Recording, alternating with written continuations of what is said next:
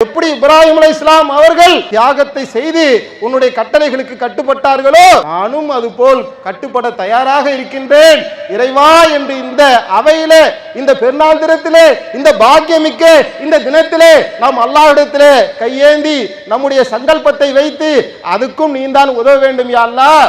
என் சங்கல்பத்திலே நான் பலகீனமானவனாக நீ என்னை படைத்து விட்டாய் யா அல்லாஹ். என் உள்ளத்தை உறுதியாக்கு. நான் எந்த நல்ல காரியத்தை செய்ய வேண்டும் என்று விரும்புகின்றேனோ அந்த காரியத்திலே உனக்கு நீ உதவி செய்ய அல்லாஹ் என்று அல்லாஹ்விடத்திலே உதவி கேட்டவர்களாக அல்லாஹ்வுக்கு கட்டுப்படுவோம் என்ற நியத்தோடு நாம் இந்த குர்பானியை கொடுப்போம் என்று சொன்னால், இவ்வளவு நாள் நீங்கள் அந்த குர்பானியிலிருந்து இரத்தத்தை பார்த்திருப்பீர்கள், கரியை பார்த்திருப்பீர்கள், தோலை பார்த்திருப்பீர்கள், அதை சமைத்து பிரியாணியை பார்த்திருப்பீர்கள், 3 நாளைய உப்பு கண்டத்தை பார்த்திருப்பீர்கள்.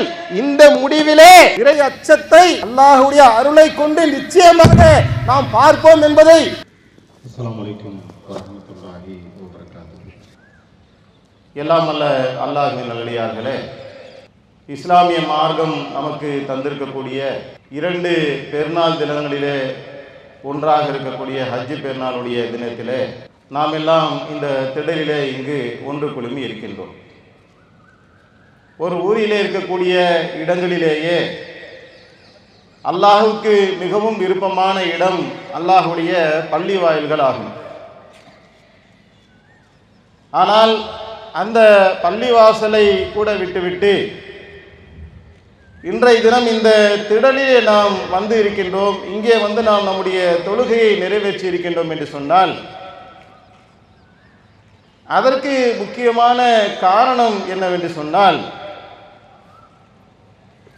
தொழுகை இல்லாத மாதவிடாய் பெண்கள் கூட இந்த பெருநாள் தினத்தினுடைய மகிழ்ச்சியில இந்த உரையில பங்கு பெற வேண்டும் என்று இஸ்லாமிய மார்க்கம் நமக்கு கட்டளையிடுகின்றது. அப்ப இந்த உரை என்பது மிக முக்கியத்துவம் வாய்ந்த ஒன்றாக இருப்பதை நம்மால் விளங்கிக் கொள்ள முடிகின்றது. இந்த உலகத்தில ஒவ்வொரு மதத்தை சார்ந்த மக்களும் பல்வேறு விதமான பண்டிகைகளை அவர்கள் கொண்டாடி கொண்டிருக்கின்றார்கள். கிறிஸ்துமஸாக இருக்கலாம், தீபாவளியாக இருக்கலாம், இப்படி பல்வேறு விதமான பண்டிகைகளை அவர்கள் சார்ந்த மதங்களினுடைய சம்பிரதாயங்களின் அடிப்படையில் பண்டிகைகளை கொண்டாடி கொண்டிருக்கக்கூடிய காலகட்டத்தில் இந்த ஹஜ் பெருநாளுடைய பண்டிகையை நாம் கொண்டாடுகின்றோம் என்று சொன்னால் ஏன் இந்த பண்டிகை கொண்டாடப்படுகின்றது, இதற்கான காரண காரியங்கள் என்ன என்பதை, எல்லா மதத்துக்கும் பண்டிகை இருக்க மாதிரி முஸ்லீம்களுக்கு இந்த பண்டிகை என்று ஒற்றை வரியில இதை நாம் கடந்து சென்று விடுவதா, அல்லது வேறு ஏதேனும் இதை தாண்டி இருக்கின்றதா என்பதை நாம் சிந்தித்து பார்ப்போம் என்று சொன்னால், ஒரு காரியத்தை, அது எந்த ஒரு காரியமாக இருந்தாலும் சரி, அதை செய்வதற்கு முன்னால் ஏன் எதற்கு என்று சிந்தித்து பார்த்து அதனுடைய உண்மையான தத்துவத்தை, காரண காரியங்களை ஆராய்ந்து பார்த்து அதை தெரிந்து புரிந்து அதன்படி செயல்படுவதுதான் பொருத்தமானதாகவும் சிறப்புக்குரியதாகவும் இருக்கும். ஏனென்றால் படைத்த ரப்புல் ஆலமீன் நமக்கு சொல்லி காட்டுகின்றான், குர்ஆனுடைய வசனங்கள் ஓதப்பட்டால் அவர்கள் குருடர்களாக செவிடர்களாக விடமாட்டார்கள், சிந்தித்து நல்லுணர்வு பெறுவார்கள் என்று அல்லாஹு தஆலா திருக்குர்ஆனிலே கட்டளையிடுகின்றான். அன்பார்ந்த சகோதரர்களே, ஹஜ் பெருநாள் பண்டிகையினுடைய கதாநாயகனாக நபி இப்ராஹிம் அலைஹிஸ்ஸலாம் அவர்களும் அவர்களோடு இருந்தவர்களுடைய வாழ்க்கை வரலாறும் நமக்கு பல்வேறு விதமான படிப்பினைகளை நமக்கு அள்ளி தருகின்றது. அல்லாஹ் திருக்குர்ஆனிலே சொல்லி காட்டுகின்றான், இந்த இப்ராஹிமிடத்திலும் அவரோடு இருந்தவிடத்திலும் உங்களுக்கு முன்மாதிரி இருக்கின்றது என்று சொல்லுகின்றான். மட்டுமில்லாமல் தந்தையிடத்திலே பிரச்சாரத்தை செய்யும் பொழுது தந்தை கடும் எதிர்ப்பை தெரிவிக்கின்றார்கள். கல்லால் எறிந்து கொல்லுவேன் என்று சொல்லுகின்றார்கள். வீட்டை விட்டு வெளியேறுமாறு கட்டளையிடுகின்றார்கள். ஒரு இளைஞனாக இருந்து ஒரு வாலிபனாக இருக்கக்கூடிய நேரத்திலே பெரும்பாலும் அந்த இளைஞன் தந்தையை சார்ந்துதான் இருப்பான். பொருளாதாரத்திற்காக, அடுத்த கட்ட வாழ்விற்காக இப்ராஹிம் அலைஹிஸ்ஸலாம் அவர்கள் கொண்ட கொள்கையிலே உறுதியாக இருந்து கொண்டு தன்னுடைய இளமை வாழ்க்கையை, குடும்பத்தை விட்டு வெளியானார், தாய் பாசத்தை விட்டு வெளியானார்கள், தந்தையுடைய நேசத்தை விட்டு வெளியானார்கள், சொத்து சுகத்தை இழந்து விட்டு குடும்பத்தை விட்டு அவர்கள் தெருவிற்கு வந்தார்கள். வந்ததோட அவங்க வாழ்க்கை நிக்குதா? இல்ல. அடுத்தடுத்த அல்லாஹ்வுடைய கட்டளைகள், ஒவ்வொரு கட்டளைகளிலுமே அவர்கள் சிறப்பான முறையில் எல்லா கட்டளைகளுக்கும் கட்டுப்படக்கூடியவராக இப்ராஹிம் அலைஹிஸ்ஸலாம் அவர்கள் இருந்தார்கள். சமுதாய மக்கள் மத்தியிலே சென்று இந்த கொள்கையை சொன்னார்கள். அத்தாட்ட சொன்னா வீட்டை விட்டு துரத்திட்டாங்க, இனிமேட்டு இந்த வம்பே வேணாம்பா என்று முடங்கி விட்டார்களா? சமுதாயத்தில் வந்து சொல்றாங்க. சமுதாய மக்கள் எதிர்ப்பு தெரிவித்து நெருப்பு குண்டத்திலே தூக்கி எரிகின்ற நேரத்திலே கூட உறுதியாக இப்ராஹிம் அலைஹிஸ்ஸலாம் அவர்கள் இருந்தார். உயிரே போனாலும் சரி, இந்த உலகத்திலே படைக்கப்பட்ட எந்த ஒரு உயிரினமாக இருந்தாலும் சரி, நெருப்பு என்று சொன்னால் கண்டிப்பாக அனைத்து உயிரினங்களுமே அஞ்சு நடுநடுங்கும். பாம்பு என்றால் படையும் நடுங்கும் என்று சொல்வார்கள். ஆனால் பாம்பையை கையில வைத்து விளையாடக்கூடிய பாம்பாட்டிகளும் இருக்கத்தானே செய்யறாங்க. உலகத்தில் எல்லாரும் அஞ்சக்கூடிய விஷயம் ஒன்று இருக்குன்னா அது நெருப்பாக இருக்கலாம். அந்த நெருப்பிற்கு கூட தயாராக ஆனார்கள். உயிரே போனாலும் சரி, எரிஞ்சு நான் சாம்பலாக போனாலும் சரி, கொண்ட கொள்கையில நான் உறுதியாக இருப்பேன் என்று தன்னுடைய உயிரையே தியாகம் செய்ய முன் வந்தார்கள். நான் பொறுப்பேற்றுக் கொள்வதற்கு என்னுடைய இறைவனே போதுமானவன் என்று நெருப்பிலே விழக்கூடிய நேரத்தில் கொள்கையில உறுதியாக இருந்தார்கள். அல்லாஹ் அத்தோடு விட்டானா? இவர் கொண்ட கொள்கையில மேலும் எப்படி உறுதியாக இருக்கின்றார் என்று பல கட்டளைகளை கொண்டு அல்லாஹ் சோதித்தான். மனைவியை பாலைவனத்தில் விடுமாறு அல்லாஹ் கட்டளை இடுகின்றான். பாலைவனத்தில் கொண்டு போய் விடுறாரு. நீண்ட காலம் கழித்து பிறந்த குழந்தையை அறுக்குமாறு அல்லாஹ் கட்டளை இடுகின்றான். குழந்தையை அறுப்பதற்கும் தயாராக ஆகின்றார். இந்த வரலாறுகளை எல்லாம் பல 100 முறைகள் நாம் கேட்டிருக்கின்றோம். இதிலே பெற வேண்டிய படிப்பினை என்ன, பாடம் என்ன? அன்பார்ந்த சகோதரர்களே, ஒரு பாலைவனத்தில் கொண்டு போய் மனைவியை விடுகின்றார் என்று சொன்னால் அங்க என்ன நடக்கும் என்பது இப்ராஹிம் அலைஹிஸ்ஸலாம் அவர்களுக்கு தெரியாதா? உயிர் வாழ முடியாது, தண்ணி இல்லாம தாகத்தில் மனைவியும் பிள்ளையும் மரணிக்கக்கூடிய சூழல் கூட அங்கு இருக்கின்றது, தெளிவாக இருந்தது. என்றாலும் கூட அல்லாஹ் ஒரு கட்டளை இட்டு விட்டான் என்று சொன்னால் என்னுடைய விருப்பு வெறுப்பு சிந்தனை யோசனை எல்லாத்தையும் தூக்கி ஓரம் வச்சுட்டார். தன்னுடைய சிந்தனை அனைத்தையுமே தூக்கி ஓரம் கட்டி வைத்து விட்டார். அல்லாஹ் சொல்லிட்டாரா? ஓகே, யோசிக்கிறதுக்கு வேலையே இல்லை. அல்லாஹ் யாருன்னு தான் நான் யோசிப்பேன். படைத்த ரப்புல் ஆலமீன் கருணையாளன், கிருபையாளன், பேரன்பு மிக்கவன், பேர அறிவாளன். நான் என் மனைவி மீது என் மக்கள் மீது கொண்ட நேசத்தை விட என் இறைவன் என் மீதும் என் மனைவி மீதும் என் குழந்தை மீது வைத்திருக்கக்கூடிய நேசம் பெரிது, படைத்தவன் பாதுகாப்பான் என்று உறுதியாக இருந்தார்கள். அல்லாஹ்வுடைய கட்டுப்பாடு. அல்லாஹ் நீ சொல்லிட்டியா கட்டுப்படு என்று சொன்ன நேரத்தில் இப்ராஹிம் அலைஹிஸ்ஸலாம் எப்படி வந்தாங்க தெரியுமா? அண்ட சராசரங்கள் அகில உலகத்தை படைத்த அல்லாஹ்வுக்கு நான் கட்டுப்படுகின்றேன். ஹேண்ட்ஸ் அப் அப்படின்னா கை தூக்கிடுவாங்க. உடனே கட்டுப்படுறேன். அல்லாஹ் என்ன தியாகத்தை வேணாலும் கொடுக்கறதுக்கு தயாராக இருக்கிறேன். கொண்டாட்டியா கொண்டு போய் விடுறேன். பிள்ளையா நேசிச்ச பிள்ளை தாங்க, வெறுத்த பிள்ளை இல்லை. அத்தாவுக்கு டார்ச்சர் கொடுத்து இந்த புள்ள இருக்கிறத விட சாகிறதே மேல் என்ற நிலையில இப்ராஹிம் அலைஹிஸ்ஸலாம் அவர்கள் அறுக்க போனார்களா? அப்படி அல்ல. அல்லாஹ் இப்ராஹிம் அலைஹிஸ்ஸலாம் அவர்களை பற்றி சொல்லி காட்டுகின்றான். இப்ராஹிம் அலைஹிஸ்ஸலாம் அவர்கள் ரொம்ப இலகிய மனமுடையவராக இருந்தார். அதனால தான் வீட்டை விட்டு துரத்துன அந்த அத்தை ஆசருக்கு கூட அல்லாஹ்விடத்தில் பிரார்த்தனை செய்தார்கள். அப்படி ஒரு கல்லால இருந்து கொல்லுவேன் என்று சொன்ன தந்தைக்காகவே பிரார்த்தனை செய்யக்கூடிய அளவுக்கு இலகிய மனம் கொண்டவர் இப்ராஹிம் அலைஹிஸ்ஸலாம் அவர்கள். அப்ப புள்ள மேல அவங்க வெறுப்பா வச்சிருப்பாங்க. பல காலம் கழித்து பிறந்த குழந்தை அந்த இஸ்மாயில் அலைஹிஸ்ஸலாம் அவர்கள் மீது அவர்கள் எவ்வளவு பாசத்தை வச்சிருப்பாங்க. என் பாசம் என் நேசம் எல்லாம் ஓகே, ஆனால் உன்னுடைய கட்டளை என்று வந்துவிட்டால் அதற்காக எந்த விலையும் கொடுப்பேன். நெருப்புல தூக்கி போடக்கூடிய நேரத்தில் நானே இல்லை என்று ஆன பின்னால் எனக்கு நான் இஸ்மாயில் அலைஹிஸ்ஸலாம் அவர்கள் மீது நான் வைத்திருக்கக்கூடிய நேசம் பெருசா, என் பிள்ளையை நான் அறுக்க தயார் என்று அல்லாஹ்வுடைய கட்டளைக்கு முன்னால் இப்படி அவர்களுடைய வாழ்க்கையவே தியாகம் பண்ணாங்க. உலகத்தில் இருக்கக்கூடிய பல்வேறு விதமான படைப்பினங்களிலேயே அல்லாஹ் தன்னுடைய அடியார்களில் ஒருவரை உச்ச தோழனாக ஆக்கியிருக்கின்றான் என்று சொன்னால் அந்த சிறப்புக்குரிய தோழர் நபி இப்ராஹிம் அலைஹிஸ்ஸலாம் அவர்களாகத்தான் இருக்க முடியும். இவ்வளவு சிறப்பு மிக்க ஒருவராக, முன்மாதிரி மிக்க ஒருவராக இப்ராஹிம் அலைஹிஸ்ஸலாம் அவர்கள் பரிணமித்திருக்கின்றார்கள் என்று சொன்னால் அப்படி என்ன இப்ராஹிம் அலைஹிஸ்ஸலாம் அவருடைய வாழ்க்கையில நமக்கு படிப்பினை இருக்கின்றது, என்ன பாடத்தை நாம் கற்க வேண்டும் என்று நம்மை படைத்த ரப்புல் ஆலமீன் நம்மிடத்தில் கட்டளையிடுகின்றான் என்று பார்க்கும் பொழுது, நபி இப்ராஹிம் அலைஹிஸ்ஸலாம் அவர்கள் சிலை வணக்கத்தை செய்யக்கூடிய குடும்பத்திலே அவர்கள் பிறக்கின்றார்கள். பூஜை புனஸ்காரம் செய்வது, சிலைக்கு வேண்டிய காணிக்கைகளை செய்வது, இப்படி ஒட்டுமொத்தமாக சிலை வணக்கத்தையே செய்து கொண்டிருந்த அவருடைய தந்தை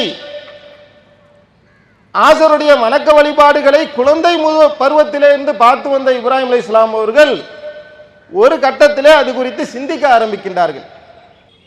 இவற்றுக்கு கைகள் இருக்கின்றது, இதை கொண்டு எதையுமே அவை பிடிப்பதில்லை, கால்கள் இருக்கின்றது, நடப்பதில்லை, நாம் பேசுறோம் அதுக்கு கேட்கறது இல்லை, அது திருப்பி நம்மகிட்ட பதிலும் சொல்ல மாட்டேங்கின்றது, நான் தான் நம்ம கையால இந்த சிலைகளை நாம உருவாக்குகின்றோம், நாமே இந்த பொருளை படைத்து விட்டு இதை எப்படி நாம கடவுள் என்று சொல்லுகின்றோம் என்றெல்லாம் பல வகையில அவர் சுயமாக சிந்திக்க ஆரம்பிக்கின்றார். இந்த சிந்தனை என்பது அவருடைய தாத்தாவிடத்திலிருந்தோ அவருடைய அத்தாவிடத்திலிருந்தோ அம்மாவிடத்திலிருந்தோ அவருக்கு கடத்தப்படவில்லை. காலம் காலமாக அவர்கள் தலைமுறை தலைமுறையாக சிலைகளை வணங்கி கொண்டு வந்த நேரத்திலே இந்த சிந்தனையிலிருந்து முற்றிலுமாக மாறுபட்டு புதிய பரிணாமத்தை இப்ராஹிம் அலைஹிஸ்ஸலாம் அவர்கள் அடைந்து தன்னுடைய சுய சிந்தனையின் வாயிலாக இது எப்படி கடவுளாக இருக்க முடியும் என்று சிந்திக்க ஆரம்பிக்கின்றார்கள். சிந்திக்க ஆரம்பித்த போது அவருக்கு ஒரு உண்மை தெளிவாகிவிட்டது, நிச்சயமாக இது கடவுளாக இருக்க முடியாது,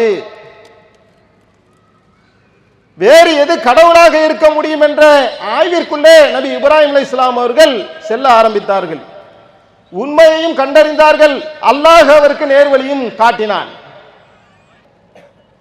அல்லாஹ் குர்ஆன்ல சொல்லி காட்டுகின்றான், இறை நம்பிக்கையாளர்களுக்கு சொர்க்கத்திற்கு பகரமாக அவருடைய உயிர்களையும் பொருள்களையும் நான் விலைக்கு வாங்கி கொண்டேன் என்று அல்லாஹ் சொல்லுகின்றான். இந்த வசனத்திற்கு இலக்கணமாக வாழ்ந்து காட்டியவர்கள் நபி இப்ராஹிம் அலைஹிஸ்ஸலாம் அவர்கள். சொர்க்கம் வேணும், அல்லாஹ்வுடைய அருள் வேணும் என்று சொன்னால் இதுக்கு பகரமா என்ன செய்யணும்? அல்லாஹ் பொருளை கொடுக்கணுமா? தரேன். உயிரை கொடுக்கணுமா? தரேன். இதிலே அல்லாஹ் முன்மாதிரி இருப்பதாக நமக்கு சொல்லுகின்றான். அவர்களும் ஈமான் கொண்டார்கள், நாமும் ஈமான் கொண்டிருக்கோம். விஷயத்துக்கு வருவோம். இந்த வரலாறு காலங்காலமா நம்ம கேட்கிற ஒன்று தான். இப்போ என்ன பாய் செய்யலாம்? அவங்க செஞ்சாங்க, கொண்டாங்க, எல்லாம் கரெக்டு தான். எதுக்கு இந்த பயான்? எதுக்கு எங்களுக்கு எதுக்கு பண்றீங்க? வருஷா வருஷம் இதே இப்ராஹிம் அலைஹிஸ்ஸலாமுடைய வரலாறை பண்ணுகின்ற இது ஒரு சடங்கா? இது ஒரு சம்பிரதாயமா? எதுக்காக இந்த பயானை எங்களுக்கு பண்றீங்க என்று கேட்டால்,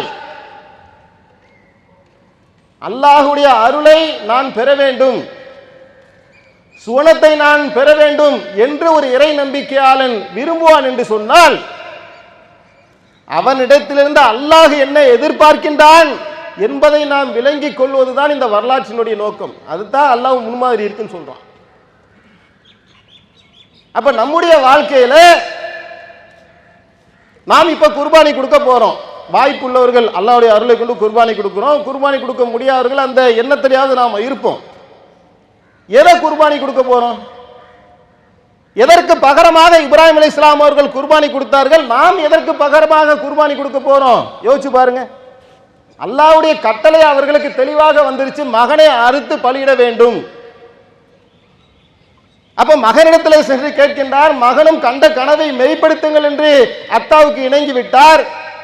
தகப்பனும் பிள்ளையுமாக அல்லாஹ்வுடைய கட்டளையை நிறைவேற்றுவதற்காக வெட்டுவதற்கு தயாராக ஆகிவிட்டார்கள். இது அல்லாஹ்வுடைய கட்டளை. கண்ட கனவை நீர் மெய்ப்படுத்தினீர், இதற்கு பகரமாக, வார்த்தை கவனிங்க, இதற்கு பகரமாக பையனை பலி கொடுக்க வேண்டாம், இதுக்கு பதிலாக பகரமாக இந்த மகத்தான பலிபிராணியை நீ கொடு என்று அல்லாஹ் ஒரு பலிபிராணியை கொடுத்தான். இதான் வரலாறு. அவர்கள் அல்லாஹ்வுடைய கட்டளையை கேட்டார்கள், கட்டுப்பட வந்தார்கள், பலியிட தயாரானார்கள். வேறொரு பலிபிராணியை கொடுத்து அல்லாஹ் அதனை செஞ்சுட்டான், பூர்த்தி செஞ்சுட்டான். இப்ப நாம பலியிட போறோமே, எதை பலியிட போறோம்? எதற்கு பகரமாக பலியிட போகின்றோம்? நமக்கு என்ன கட்டளை இடப்பட்டிருக்கு? புள்ளை அறுக்க சொல்லி அல்லாஹ் சொல்லியிருக்கானா? நம்மள யாராவது இப்ப ஏன் புள்ளைய அறுக்கிறதுக்கு எனக்கு அல்லாஹ் கட்டளை இட்டிருக்கானா? இல்ல. அப்புறம் எதுக்கு நான் எதுக்கு பலியிட போறேன்? அல்லாஹ் எனக்கு வேறு கட்டளைகளை இட்டிருக்கின்றான் இந்த வேதத்தின் வாயிலாக. ஆன்மீகம் என்று வந்துவிட்டால், கடவுள் கொள்கை என்று வந்துவிட்டால், உலகத்தில் இருக்கக்கூடிய ஒவ்வொன்றையும் மனிதன் ஆராய்ச்சி செய்வான். கத்தரிக்காய் வாங்குறதுக்கு கூட ஆராய்ச்சி செய்வான்.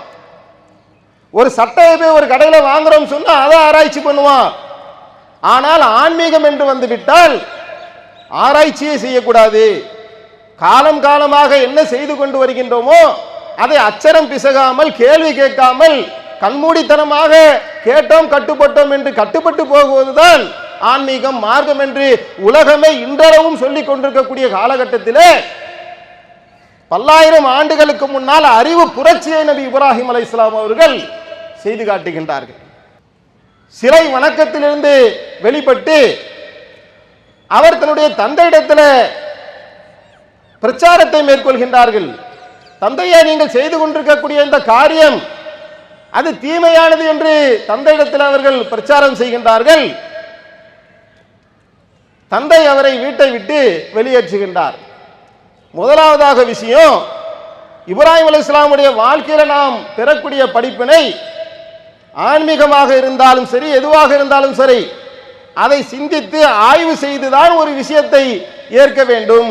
குறிப்பாக கடவுள் என்று வந்துவிட்டால் ஆய்வு செய்தே ஆக வேண்டும் என்பதை இப்ராஹிம் அலைஹிஸ்ஸலாம் அவருடைய வாழ்க்கையில நாம் படிப்பினையாக பெற முடிகின்றது. இரண்டாவதாக, அறிவு ஆராய்ச்சி எல்லாம் செய்து முடிச்சாச்சு.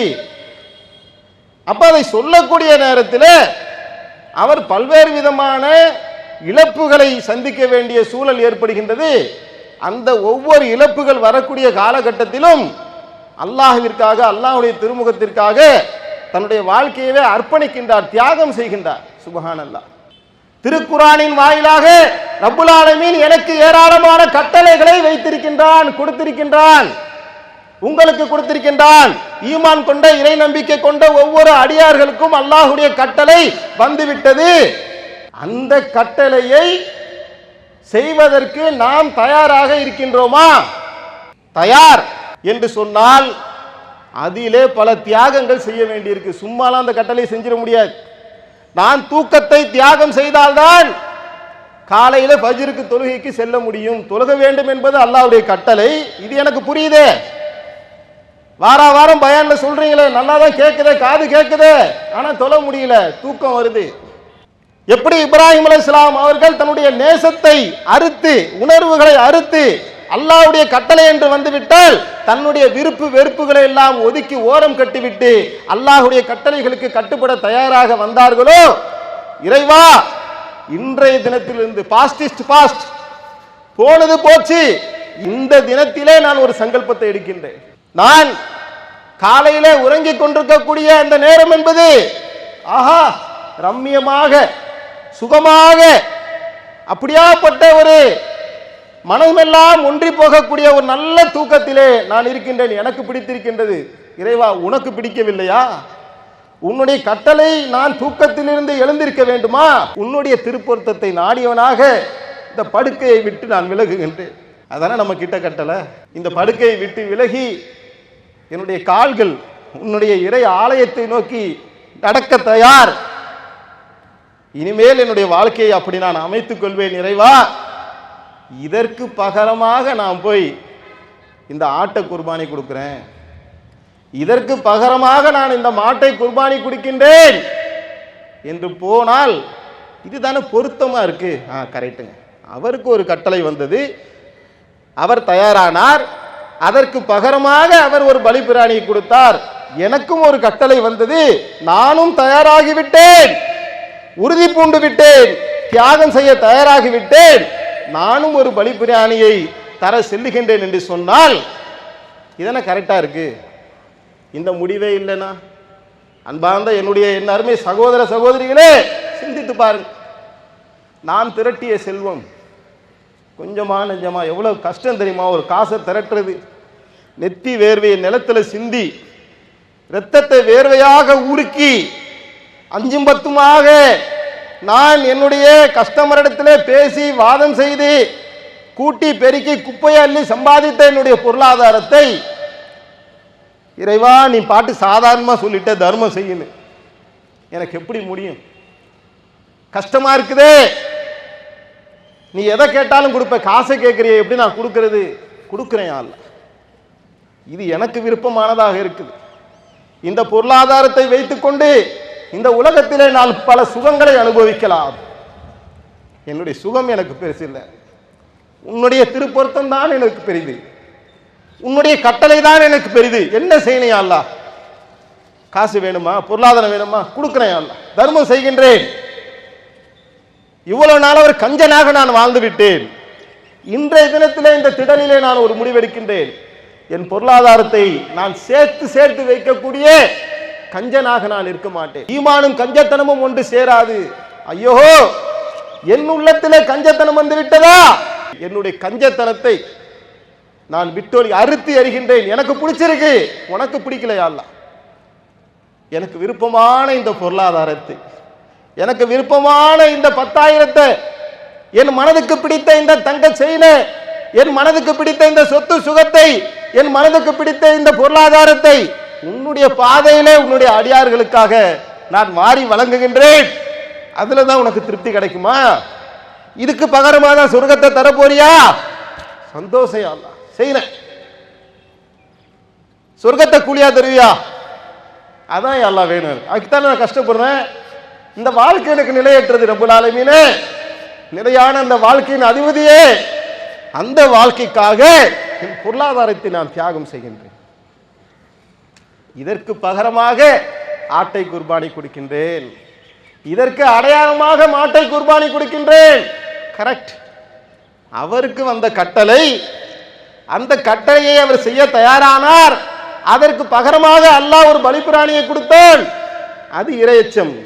எனக்கு ஒரு கட்டளை, அந்த கட்டளைக்கு நான் தயாரானேன். அப்போது என் மனம் சங்கடப்பட்டது. இருந்தாலும் அல்லாஹ்வுக்காக தியாகம் செய்வேன். இதற்கு அடையாளமாக ஒரு பலிபிராணி. Correct matching, super. ஆஹா, கேட்கறதுக்கே நல்லா இருக்குங்க. உங்க உள்ளங்களுக்கு இது புரியவில்லையா? உள்ளம் ஏற்றுக்கொள்ளதா இல்லையாங்க நம்ம சொல்றது? தான் கரெக்ட். ஆமாங்க, தாங்க பண்டிகை, இப்படிதாங்க இருக்கணும். இதைத்தான் அல்லாஹ் நம்மகிட்ட எதிர்பார்க்கிறான் என்று புரிந்து கொள்ள முடிகின்றதா இல்லையா? அன்பார்ந்த சகோதரர்களே, ஒரு வயிற்றுல பூத்த இரு மலர்கள் ஒரு தாயுடைய வயிற்றுல இருந்து நான் அண்ணனாக முன்னாடி வந்துட்டேன், அவ தங்கச்சியாக பின்னாடி வந்துட்டா, ஏதோ காரண காரியங்களுக்காக எனக்கும் அவளுக்கும் இடையில சண்டை, உங்களுக்கும் உங்கள் சகோதரிகளுக்கும் இடையில சண்டை, உங்களுக்கும் உங்களுடைய சகோதரர்களுக்கும் இடையில சண்டை. அந்த சண்டைக்கு முழு காரணமும் அவள்தான். நான் எந்த விதத்திலும் அநியாயக்காரனாக இல்லை. தேவையில்லாம சொத்து பிரச்சனையில் அவ தான் கேஸ் போட்டா. தேவையில்லாம ஒரு சபையில வச்சு என்னை அசிங்கமாக பேசி என்னுடைய மச்சான் என்னை கேவலப்படுத்தினார், என் தங்கச்சி என்னை கேவலப்படுத்தினார், என் அண்ணன் என்னை கேவலப்படுத்தினான். நான் தலை குனிந்து நிற்கக்கூடிய சூழ்நிலையை ஏற்படுத்தி விட்டார்கள். இதான் நிலைமை. அல்லாஹ்வுடைய கட்டளை வருகின்றது. சுபஹானல்லாஹ். உறவுகள், உறவை பேணுவது என்றால் என்ன? அல்லாஹ்வுடைய தூதர் சொன்னார்கள், உறவை யார் வெட்டி வெட்டி போகின்றார்களோ, அவர்களோடு யார் ஒட்டி சேர்கின்றார்களோ அதுதான் உறவை பேணுவதாக ஆகும். அவர்கள் தவறித்தவராக இருக்கலாம், தீங்கிழைத்தவராக இருக்கலாம். அல்லாஹ்வுடைய பொருத்தத்தை நாடி நீ அவர்களோடு போய் உறவை பேணிக்கொள். நான் சொல்றேன், படைத்தவன் சொல்லுகின்றேன். யா அல்லாஹ், கேட்க கஷ்டமா இருக்கு. 10 வருஷம் ஆச்சு, தீ தோற தண்ணி தோறம்பாங்கள, மூஞ்சில கூட முழிக்கவே பிடிக்க மாட்டேங்குது. என் மாமி கூட சண்டை, என் பெரியத்தா கூட சண்டை, என் பெரியமா கூட சண்டை. காரணம் எல்லாம் அவர்கள் மீதுதான். இருந்து போகட்டும். நீ சொல்லிவிட்டாயா?